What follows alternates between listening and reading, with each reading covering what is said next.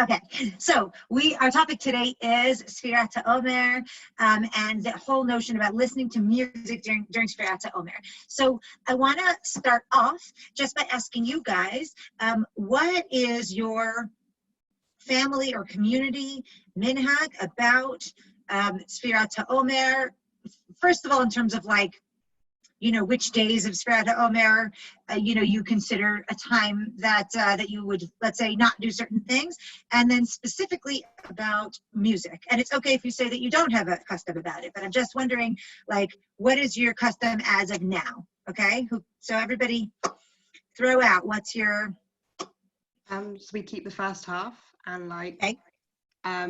Music, as long as it's not live, is okay, but I guess sort of discouraged. Okay, great. So Shoshana is saying one. Now, by the way, the reason I'm asking this is an open-ended question is that actually everything that you say will be represented. Okay, meaning there are a lot of different positions on this topic. So I'm not trying to catch you, in some way. There are so that position that you just said, Shoshana, is represented in the sources as well. Okay. So there's the idea that, so first of all, there's the first half, from Pesach until Lag BaOmer, and Shoshana is saying that that listening to music, if it's live, is not acceptable, but if it is recorded, it's acceptable but discouraged. Okay, great. Anyone else have a similar approach to music? Let's just say Tari, yeah, that's yours too. And Anna, okay, and Timna, and Noah, okay, very good, okay, excellent. Does anyone keep the second piece of the Omer, Rosh Chodesh until Shavuot? Honestly, no clue. No clue. Okay, beseder. So the way that it's actually super interesting because we're going to see actually in the sources that where did that come from? That part of the Omer you don't get haircuts or get married or have live music. Okay, and part of the Omer you do. And where did Lag BaOmer come from? Where does all of this come from to begin with? Is super interesting. And I know that I have definitely seen kind of people doing both. In other words, it used to be, I don't know, I feel like a long time ago, nobody got married during the Omer. I don't know. On Lag BaOmer, people got married and that was it. And now I find that people are getting married before Rosh Chodesh, right? Which makes sense. And after Lag BaOmer. But if you're invited to those weddings, it's a little bit hard to know what to do because if you're keeping one segment, but the people who are getting married are keeping the other one. What are you meant to do? But anyway, what I really live music at said wedding. What did you say? Also, there's likely to be live music at said wedding. So exactly, meaning there's certainly going to be live music at the wedding. Okay, and then what's really fascinating about right now is that there have been some interesting tshuvas that have come up just in the past couple of weeks about listening to music in Sfirat HaOmer nowadays, right now, during the coronavirus pandemic crisis. Does that make any difference? So sneak peek, next week, Rabbi Brander at Shir Klali is going to be giving a Shir Klali about new tshuvot that have come out through the corona crisis, new halachic challenges and new tshuvot,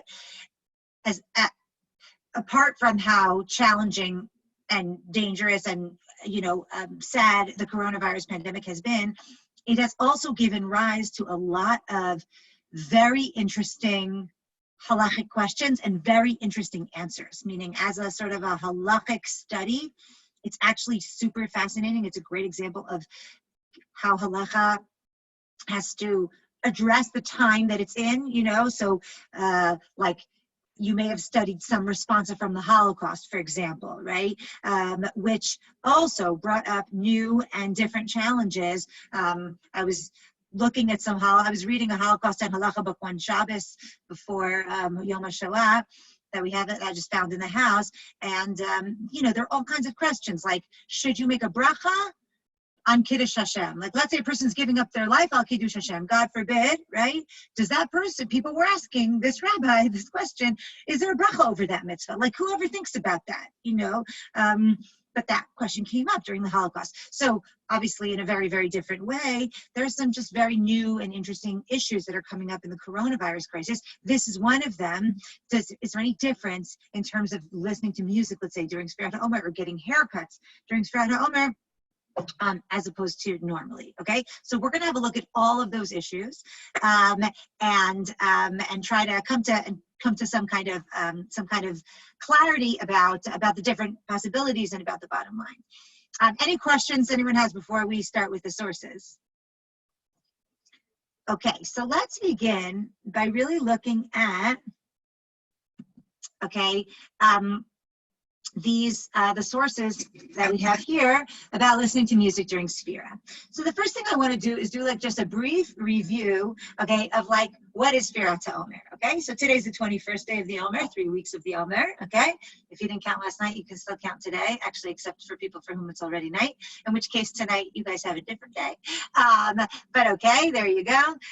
In any case, we have not in this week's parsha, but in next week's parsha.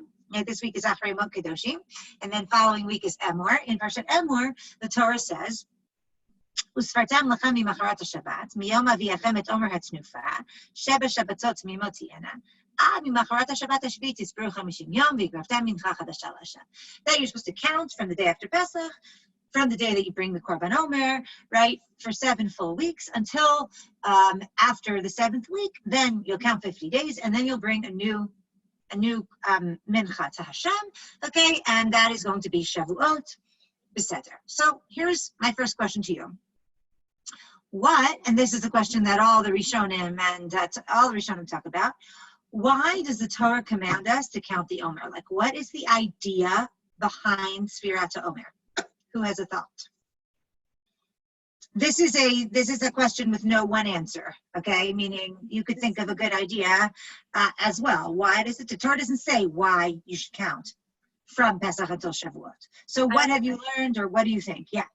Okay, so this isn't necessarily about like counting specifically, but like I learned that like, you know, I might be getting this wrong, but like on Pesach we bring a korban of like barley, and on Shavuot you bring a korban of wheat, and like it's like the transition, because like barley isn't like, it's typically like what you feed to animals, and like wheat is like what you feed to bread, and it's like the transformation from like Pesach when we were like kind of, like redeemed, we were still like we still had like a slave mindset, whereas like in Shavuot, like we actually, like when we received the Torah, like we received mitzvot, that's like when we like kind of like became who we are now.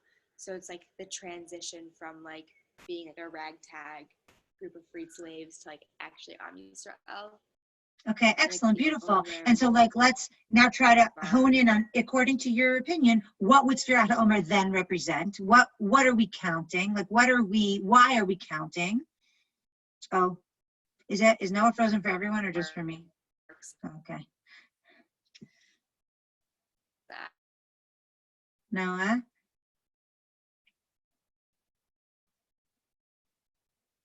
Okay, we'll come back to you, Noah, because we can't hear you. Okay. Yes, Tari, go ahead. So that you actually know when Shavuot is? Okay, excellent. So you need to count so you know when Shavuot is. Now, by the way, that actually a little bit begs the question, though, right? Because why doesn't Torah just give a date for Shavuot, right? Why make it so that you have to count? Like, you're actually right, because there's no date for Shavuot, we have to count to get there, you know, on the 50th day. But that just kind of brings up the question of like, why would the Torah do that, right? So, which, you know, is an important question. Hey, Noah, you're here in my a different computer, way. I think my computer died when you were in the middle of responding to what I had said. So I'm now on my phone. I can go back outside. Great. Okay, excellent. So I was saying that's a beautiful idea about the barley, going to the barley, from barley to wheat, and the idea that like there was still more progress to be made after we left Egypt until we got the Torah. So I was asking you, according to you, what does the counting represent? Like, why are we counting? How would you answer that question? We're counting between Pesach and Shavuot in order to what? I mean, I guess it's like, I mean, the Torah tells us to count 50 days before we bring like the Omer of wheat. So I guess it's like it's almost like counting down the days. Like if you're really excited for something, like you're gonna count down the days to, and like until you get there. So it's just, I guess, like, I don't know if this is like the answer, but it could be a way of like mentally preparing yourself that like this is going to happen. Great. Okay. So, I mean, definitely you are saying what a bunch of Rishonim said, including the Rambam. You could have been the Rambam. Okay. He says, if you look over here, V'Shavuot hu yom matan Torah. Shavuot is in Mar Nevuchim, in Guide to the Perplexed. That Shavuot is the day of Matan Torah. Ulhagdil hayom hahu nimnu hayamim min ho'ed harishon elav. Okay. In order to magnify the greatness of that day, the days are counted from the first holiday until there. Kimisha mamtin bo hane'aman sheba'ahuvav v'shehu moneh yom v'gam sha'ot v'zoti sibat tfirat ha'omer. Okay? He says it's like if you're waiting for the person you love the most to come back, you'll count the days and the hours until you see them again, right? And so we want to show how excited we are for Matan Torah. So that's why the Torah said, count the Omer. Okay? The Rambam, who by the way was very into giving reasons for every mitzvah, okay? He says that that the reason the Torah says to count is to heighten the excitement. And that's what Noah said also, heighten the excitement for Matan Torah. Okay? Now, the truth is that there are other opinions out there.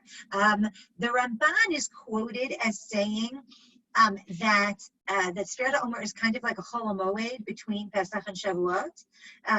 Like, you know, and I actually, it's funny, I couldn't find that in the Rambam, but I did. Naomi's asking the best question. If it's supposed to be a happy time, why not hear music? Beautiful. We're gonna come back to your question. Excellent. Okay.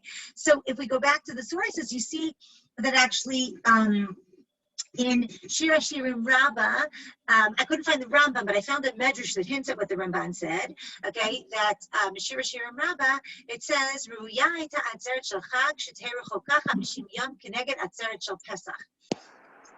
Rabbi Yeshua ben Levi says that he thinks that Shmini Atzeret should have been 50 days after the first day of Sukkot, just like Shavuos is 50 days after the first day of Pesach. Okay? But because of the weather, it wasn't going to be possible. So Hashem said, fine, we'll do the two holidays together. Right? With only a week in between. 6 days in between. Okay? But that's like maybe a hint to what's quoted about the Ramban, which is that, which I believe I saw before, but I just couldn't find it when I was researching for today. But in any case, he says something like that the time between Pesach and Shavuos is this like very happy time as we're anticipating Matan Torah. And like Naomi said, it's such a happy time. This Forno says it has to do with tefillah, that they were, you know, kind of waiting like to, you know, like they brought the first harvest of the barley and then they're going to bring the wheat, and like the counting of the Omer was like a zecher to the tefillah that it's all going to be good, and then there was a celebration when it was all good. Okay, so we really are left then with the question that Naomi asked, which is, if it's such a happy time, why are we not listening to music? It was supposed to, I would think that just like on Chol HaMoed you're allowed to hear music. And by the way, the reason that I think many people do the first half of the Omer, it's not really the first half, but the first option, which is from Pesach until Lag BaOmer, versus from Rosh Chodesh until Shavuot, okay? The reason many people do that is because it includes Chol HaMoed. And on Chol HaMoed, you're allowed to hear music, you're allowed to celebrate because it's part of the holiday. So it's sort also of Yom HaTzmaut. And, right, good point. And Yom HaTzmaut falls actually in everybody's sphere, in everybody's sad time, right? Because it's between Rosh Chodesh and Lag BaOmer, okay? Yeah, you're right.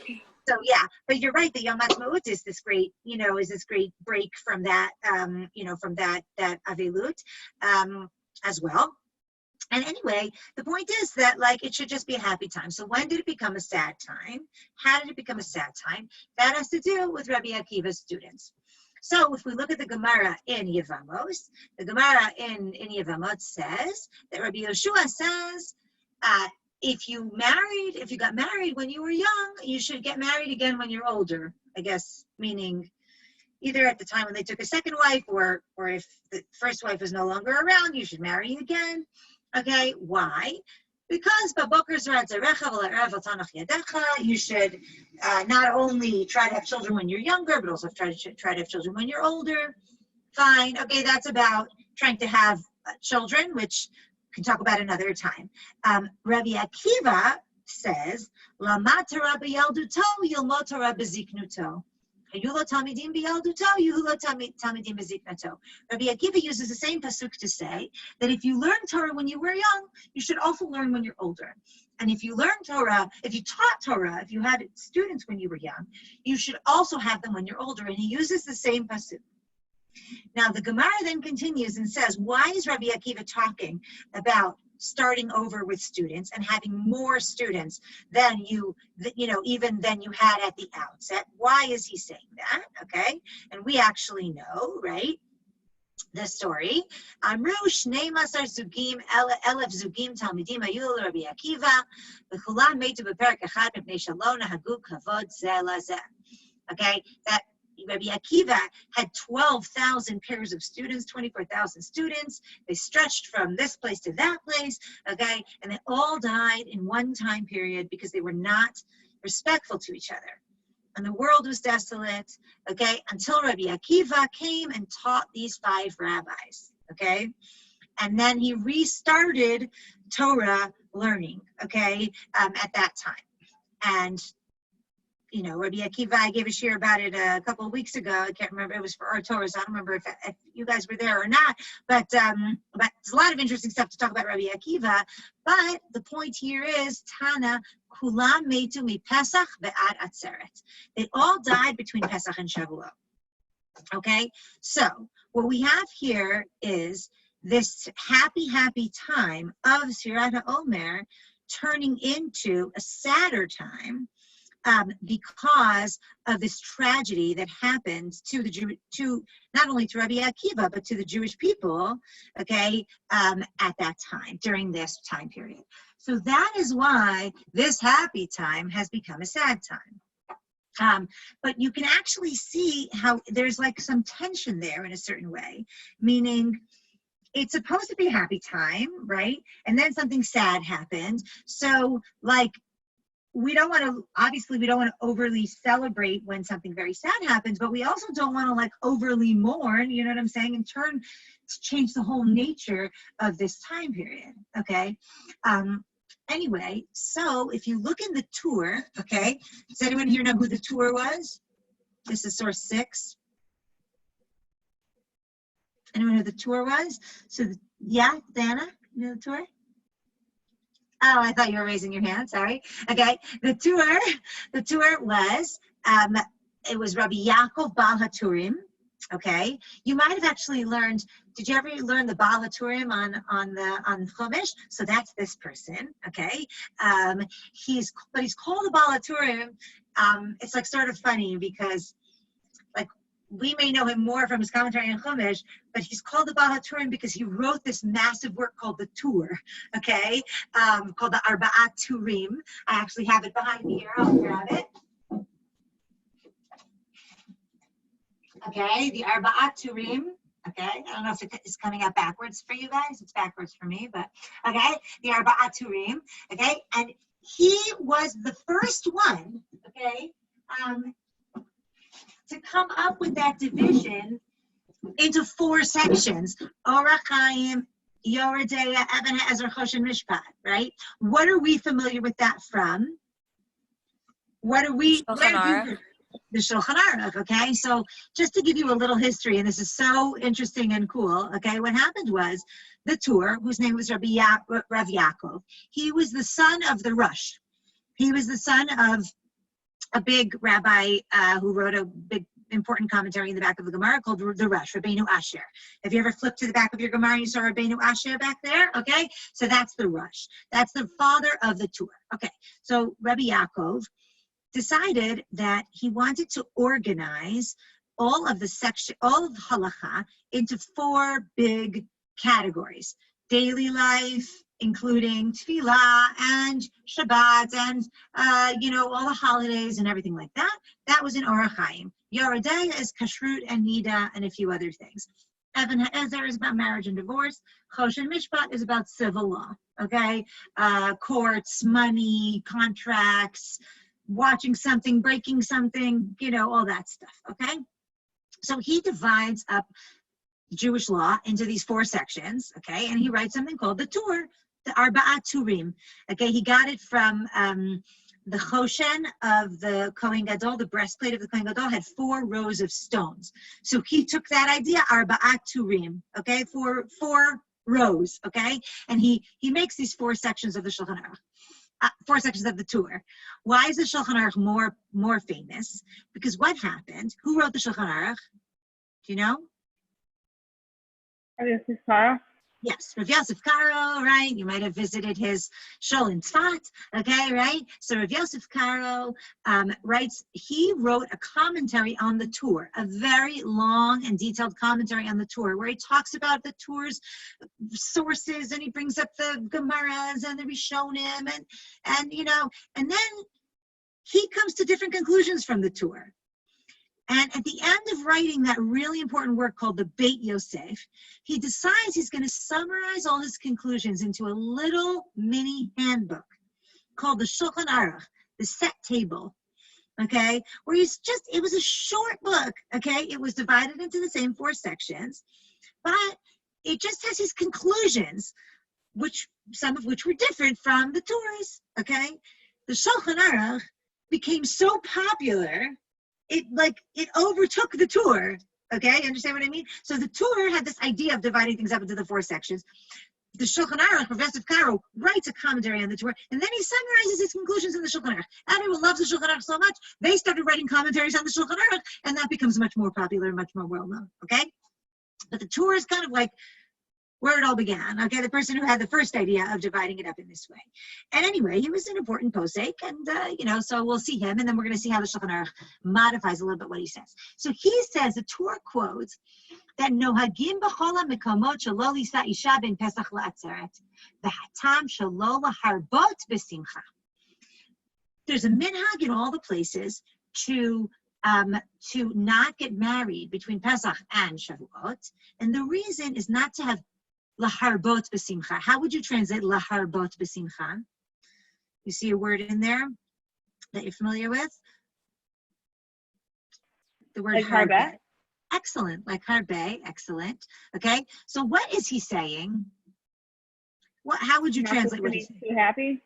Exactly. Too much happiness? Not too much happiness, right? He does not say to be sad. Do you understand what I'm saying? He's saying, let's not get married. That's like the height of happiness, okay?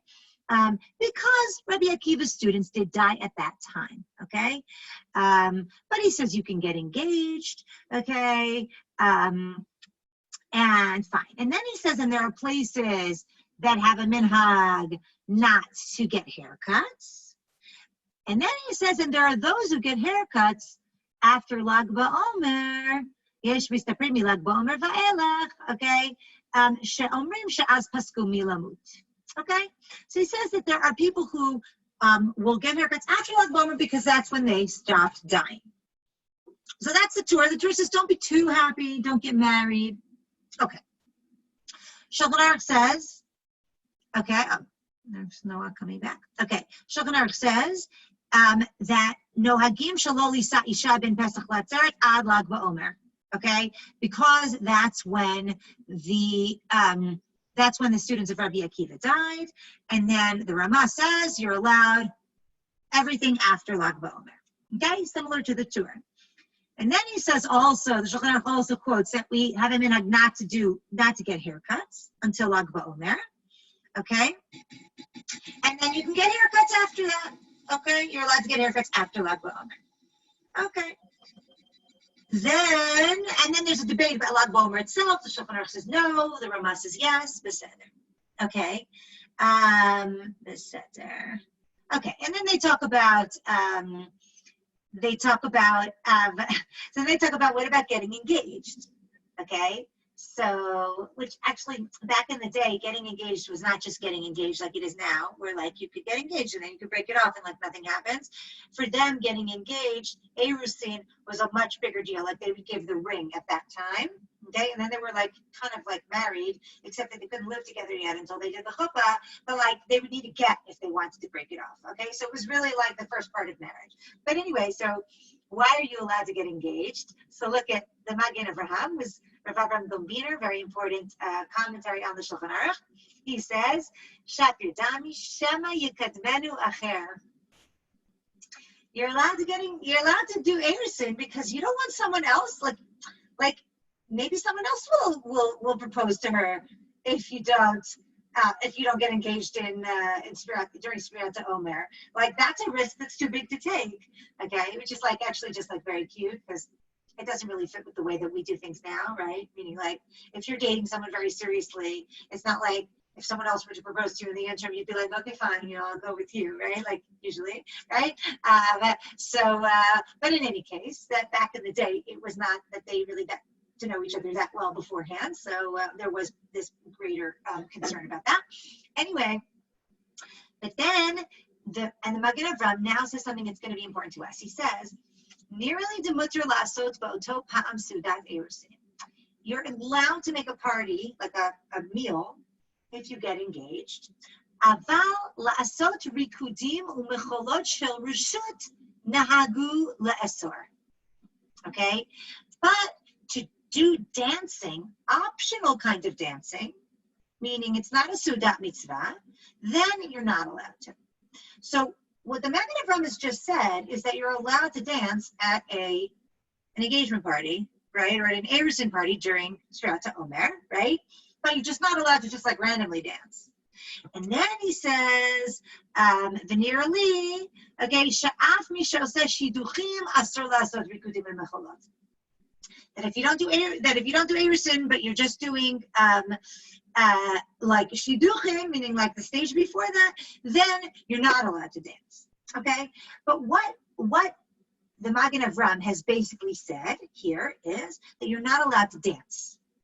Okay, so now here's the question: what does he mean by you're not allowed to dance? Like, how do you understand that? So, not allowed to dance. Okay. Is there anything else being implied here? Listening to music. Yeah, meaning like people don't just get up and dance. I mean, actually, the truth is we do sometimes, right? But if it's not Shabbat, okay, then often if you're planning a party, right, you are going to be having music at that party, right? So this is actually where some of the poskim get the idea that that you are not allowed to have music, okay, during Spirat HaOmer. Okay, I want to just second. Sorry, just want to get one more thing open here. Yeah, a minute. Sorry. Okay, here we go.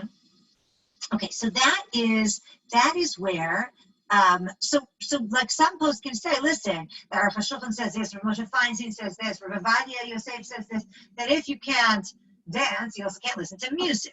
Okay, now other posts can say, well, 1 second, what kind of music are you not allowed to listen to then?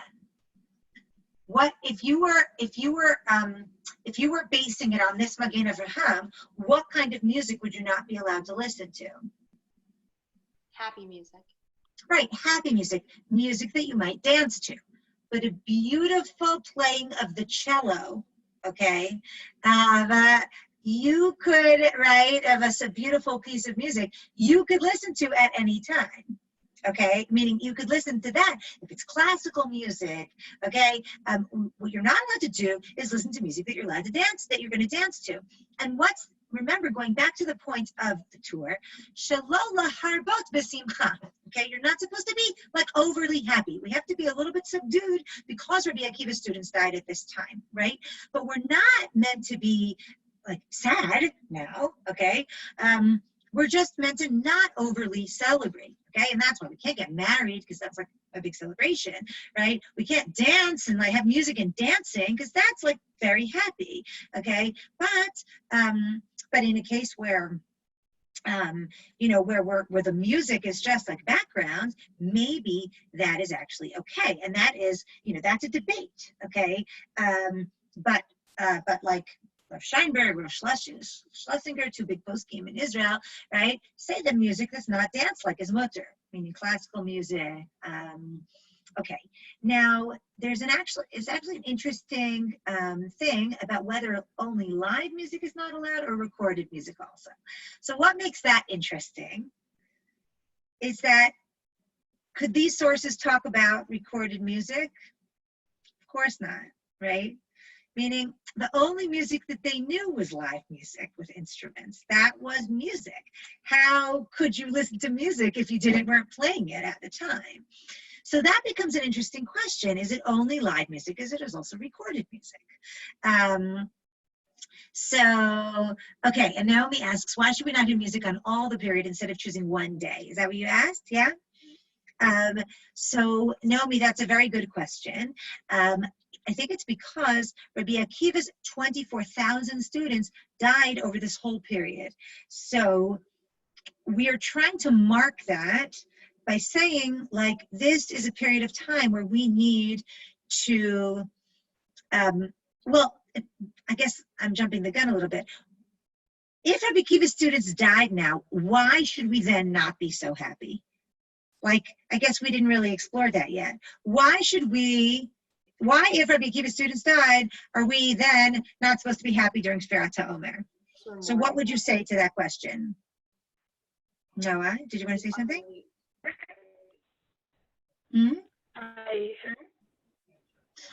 Naomi, I can't hear you. You want to write? You heard? Go ahead. It's because they were mean to each other? Yes, they were mean to each other. That is true. They were not respectful to each other. But still, the question remains: why do we have to take on practices? Right? Why do we have to not laharbot b'simcha? Because they died. What? Avelut. Okay, so first of all, maybe it's like some kind of national avilut, like this was a huge loss for the Jewish community, and just like, we mourn on Tisha B'Av because the Beit HaMikdash was destroyed, so we mourn during this period because these people died, okay?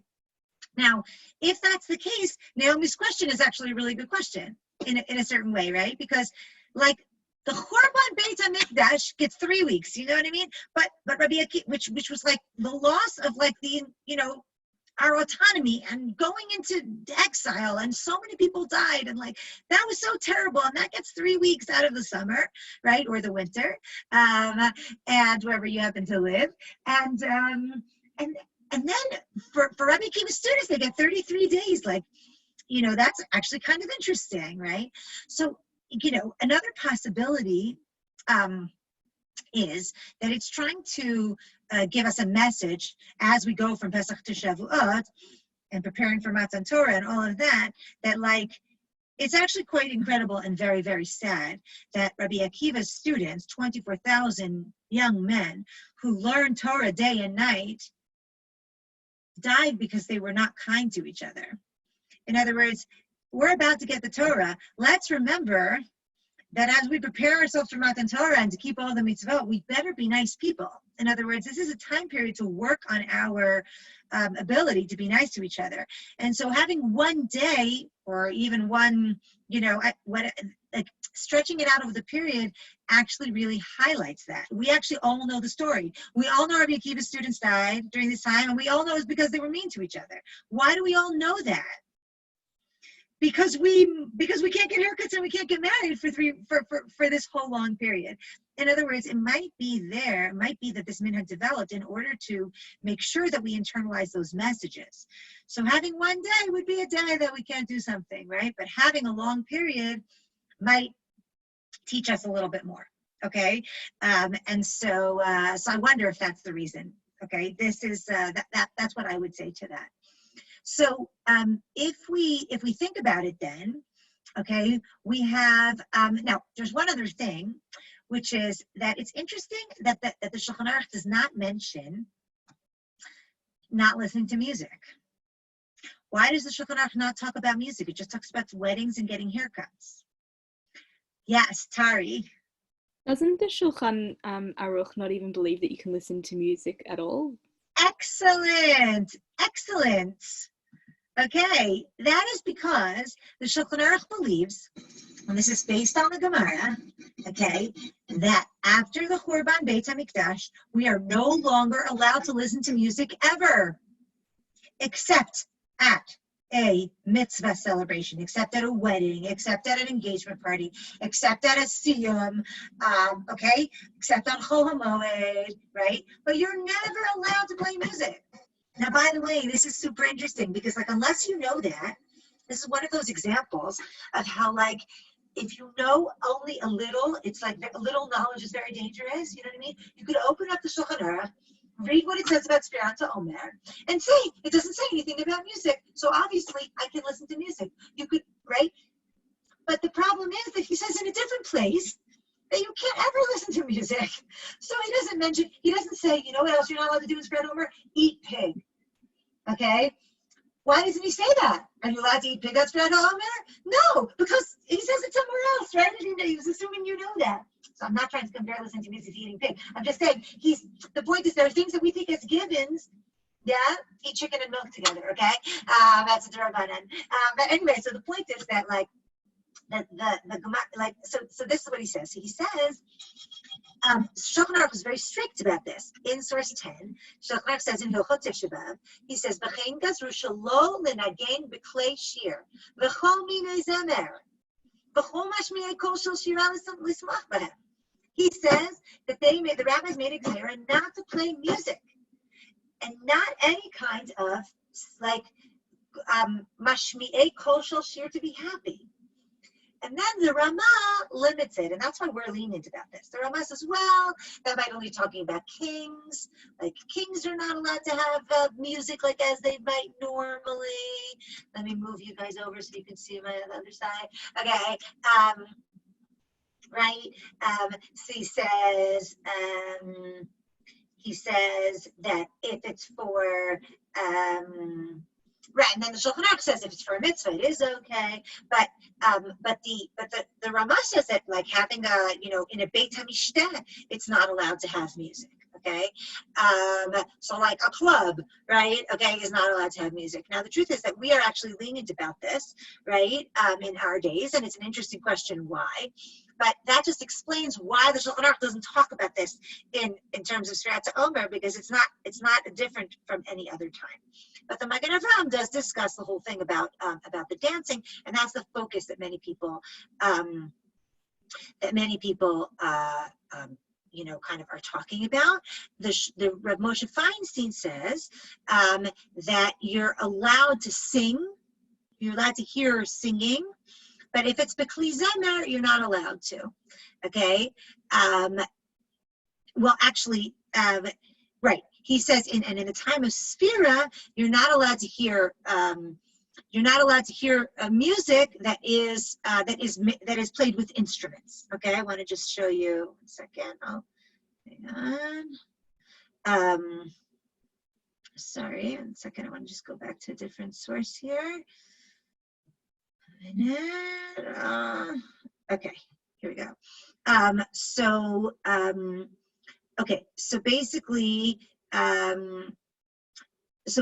the Rav Moshe Feinstein seems to be saying that even if it's recorded music, if it was with instruments, it is not allowed. Okay, Rabbi Willig from Yeshiva University and from Riverdale in New York, he says that he thinks that since we're lenient about listening to music all year round, there's no difference during Sfira, but you're not allowed to dance. In other words, you're not allowed to listen to music and dance, but you're allowed to listen to music, okay, recorded music during Sfira. That is what Rav Willig holds, okay, and that the only thing you're not allowed to listen to is live music, okay, and that's where Shoshana, your custom, the custom that you mentioned, comes from, okay, because that is basically saying that essentially taking what they would have said then. What was the music? They weren't allowing live music, right? So if it's recorded, it's not as happy, right? Okay, whereas Rav Moshe Feinstein was more strict about that. Okay, so that's really where this whole notion comes from. Number one, that we should not be listening to music during Sprouts at Omer, certainly live music, right? Like there are not concerts and things like that usually. But that we can't, that listening to recorded music, right? Some people are strict about it. Some people say it's okay, and some people say, well, it would be best not to. Why do you think some people say it would be best not to listen to even recorded music during Sfirat HaOmer?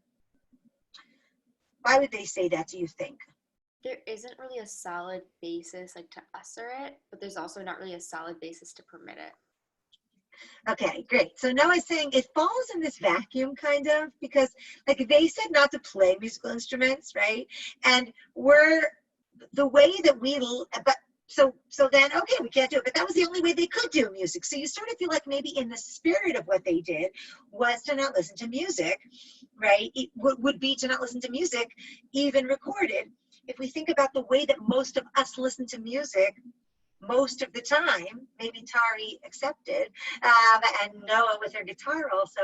But I'm trying to think, did anyone else play here? But the way that most of us listen to music most of the time is recorded. Even sometimes at a party, it's a DJ, right? With just recorded music. Meaning, the way that we experience music is very often in a recording. So that's why I think some people say, even though it might be some people say it's really not allowed, but some people say, it's technically okay, but like, otherwise we won't feel anything. We won't feel any different.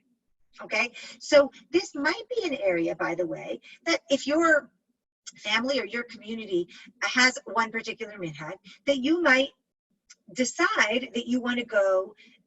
In other words, let's say your minhag is that you are allowed to hear recorded music. Okay. But you feel like then that makes no difference to you between before and after, then perhaps you'll decide that you will limit your music consumption, to try to feel something about Rabbi Akiva's students. On the other hand, if music is super important to you, right, and like, or that's why some people make a distinction between, like, let's say working out. Have you heard that? Like music while you're working out versus music just to enjoy, right? That's actually because there is a source. I believe it's not in Sfera Omer. I believe it's in another area where it talks about the music that sailors use or dock workers use to keep time. There was something about like a job that you needed to do something at a regular interval, and they would sing or use music to keep the time, to keep the tempo of whatever they had to do. It reminds me of right, for CPR, there's a song you're supposed to sing. Staying alive? Is it staying alive? Yeah, right? Okay.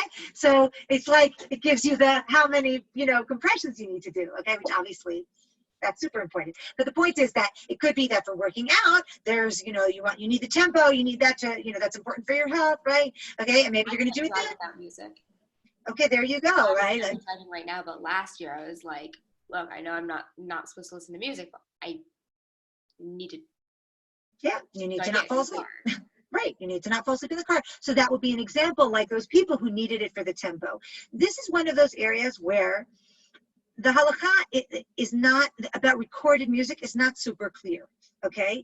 And I think it's totally legitimate to rely on Rabbi Willig. Like, I think Rabbi Willig's position is a very legitimate one to rely on. And and I think that it's the type of thing, and this doesn't happen all the time in halakha, but I'm actually pretty into it when it does, is like, say, like, you can also use your judgment. Do you know what I'm saying? Meaning, like, you can say, well, like, music is important for this thing. If it's prohibited, then it's prohibited. Right? If it's permitted, okay, on a technical level, then you could say, well, okay, but like, I do want to feel Rabbi Akiva's the loss of Rabbi Akiva's students. I do want to tap into that. Not getting my hair cut is actually not that significant. By the way, I think as women, many women have longer hair, right? And therefore, not getting a haircut for 33 days is like just not the biggest deal, okay? Not every people who have shorter hair, it is different. Men who have beards, obviously, it's a huge difference if they're shaving or not shaving. If you don't have a beard and you grow a beard, that's a huge difference. So, it could be that like we might be looking for more ways to connect into the sense of the loss of Rabbi Akiva's students. I want to spend just a couple minutes now talking about Corona, okay? By the way, I also want to say that people who play music, like practicing music is considered okay. Like in other words, when you, the same way as like, how during the 9 days, Ashkenazim don't swim, but like instructional swim, right? They do. So it's that kind of thing. Like if you're a professional musician or you're learning to play music or whatever it is, so practicing, is considered allowed by many. What about performing, if that's your profession? That's a good question. That's a really good question. Like let's say you're in the Philharmonic or something like that, and that's what you do. I would assume that is okay, especially since that's not dancing kind of music. If you were like a performer in a dancing music kind of performance, that would be interesting. I assume it would be permissible for the sake of your parnasa, I'm guessing, meaning after all, let's just remember, this is a minhag, it's a custom. Right? It's a minhag Yisrael. It's an important minhag. I'm not trying to, minhag is sometimes even more strict, but I'm saying often when it comes to minhagim, if there's going to be a financial loss, then often there will be a room there. So I think that I would guess. I haven't looked into it, but that would be my guess. Last year, in high school, I taught music at my family's Reform synagogue, so they weren't really doing anything different for the Omer. And I asked because I was, playing guitar, teaching songs about like holidays and like Hebrew, and I was told that like because it's like my job that it's fine. There you go. So great. And I think in that case it was also probably kiruv in a certain way, and whatever. I don't know if it was Jewish music, and like you could see a lot of different reasons. Okay, so this is just something that I got from this Corona Piskei Halacha group that I'm in, WhatsApp group that I'm in.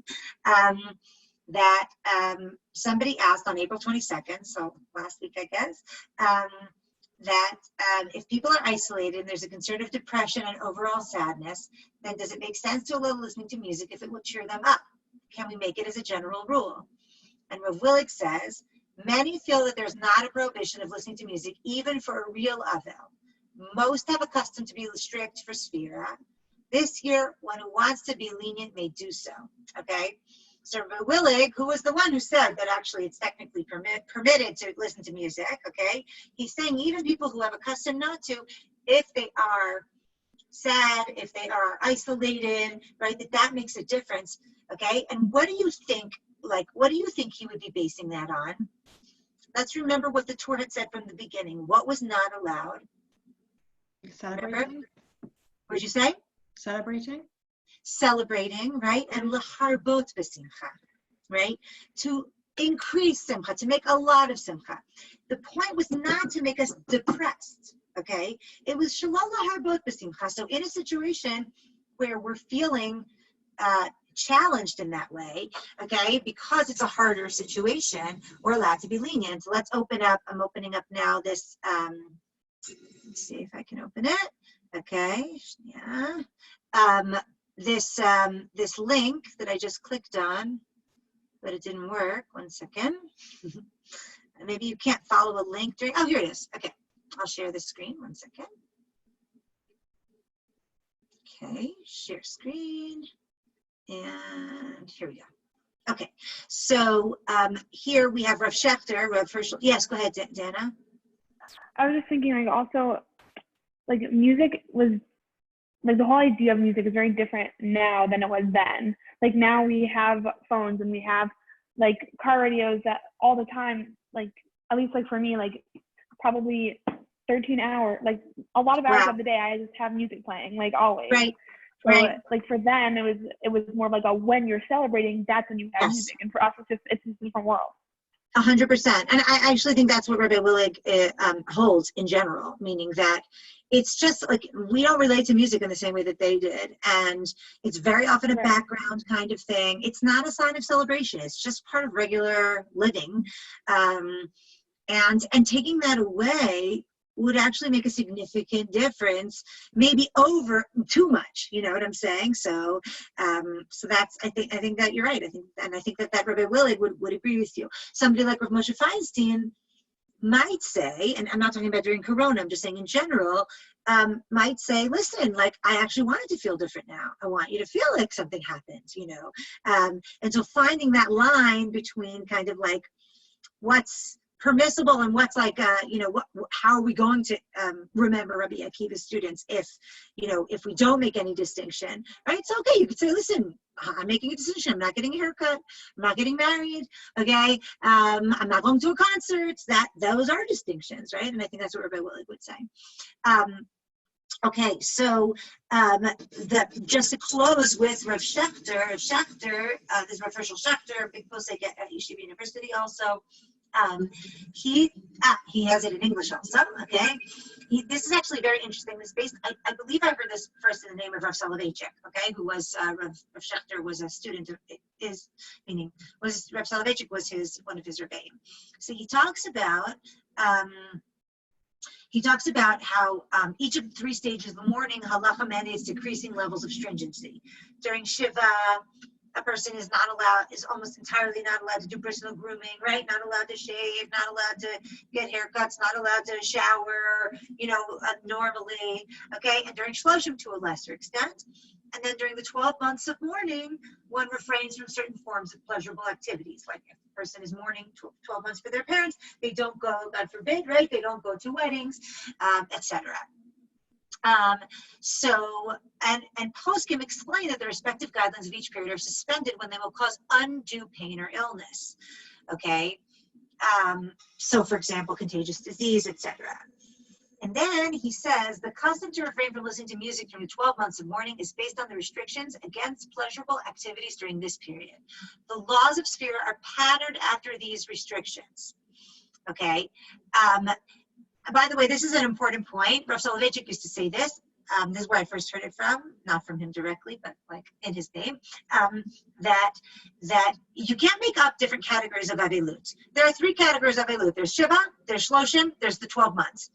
You can't like make up a new one. So if you want to say Sphira, you're not allowed to do certain things during Sphira, so you're not allowed to do them. It has to be either Shiva, which clearly it isn't, or Shloshim, which it's also not. So it's the 12 months of mourning, that's it. So it has to fit into that category, and it's going to fit into those rules, okay? So he says the original minhag to avoid music applied only to dancing music, then it was extended. And then he says the following: during this time of global suffering, it would appear that for some individuals, refraining from listening to or playing music may leave one in a state of sadness or emotional distress. This would appear to reach beyond the intent of this restriction. Okay, so if the motivation to listen to music is to not put oneself in a cheerful mood, but rather to ease the tension or pressure in one's home, to bring oneself back to a normal disposition, that would be permissible. One should still avoid listening to very cheerful music. So he does make that distinction, which Rav Willig does not seem to make.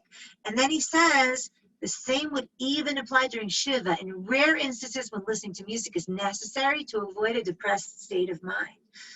Okay, so he's really taking into account this whole element of being in this more difficult time period. And remember, again, the intent was just to take a time that was really meant to be happy, but became less happy, to make sure we're not overly happy at this time. And that's where the whole idea came from. And that's why we have some restrictions, but it's not meant to go overboard. And that's why in a time like this, many people are lenient. I asked Rabbi Brander what is his official psak about this topic, and he said, based on Rav Schechter, he thinks there's no prohibition to listen to music. Rav Schechter, there's no prohibition to listen to music. This Sfirat HaOmer, that's what he said. So Rav Schechter said that if it's to put, he made the distinction between cheerful mood and not. I assume that's what Rabbi Brander meant as well, because he referred me to Rav Schechter's tshuva. So that is the story. Any questions? Okay. Any requests for next topic? I mean, because listening to music isn't like fully us, but let's say you're in a community where like people don't listen to music during Sphira, and you're listening to a podcast, but you have earbuds in, and maybe you're like going for a walk and listening to a podcast. Is that a Mara Ayin issue? Oh, going back to last week's topic, great connection. I love it. Okay. Let's see if we can weave all of them together. At the end, we'll do like a skit of all the different ones together. I do not think it's Maris Ayin to be listening to earpods. while taking a walk or working out or anything, because I think different people listen to different things during when they're so even if, first of all, it's actually according to some mutter to listen to music. So you're doing something that's actually a debate if it's okay or not. And so, or as Naomi says, you could be on the phone or you could be listening to the news or to a podcast. So I would not consider that a case of maritza. Okay. Any requests for next week's topic? Anyone have something on their mind? Practical halachic? I liked the Geniza idea. Okay, do you want to do that one next? That's like, what do you really have to put in Shemos or into Geniza? Like you have a source sheet from a shiur. Do you have to put that in? You have a piece of a siddur. You have a whatever, okay? Notes that you took. They don't have Hashem's name in it, but it has Torah content. Really interesting issue. Okay, so we'll do that next week. Have a great Shabbat, everybody. Hopefully I'll see you later over the shiur. Thank you, you too. Okay. Got questions for you. Yeah, happy to answer any questions. Happy to stay on. Bye. Okay. Bye, Litrat.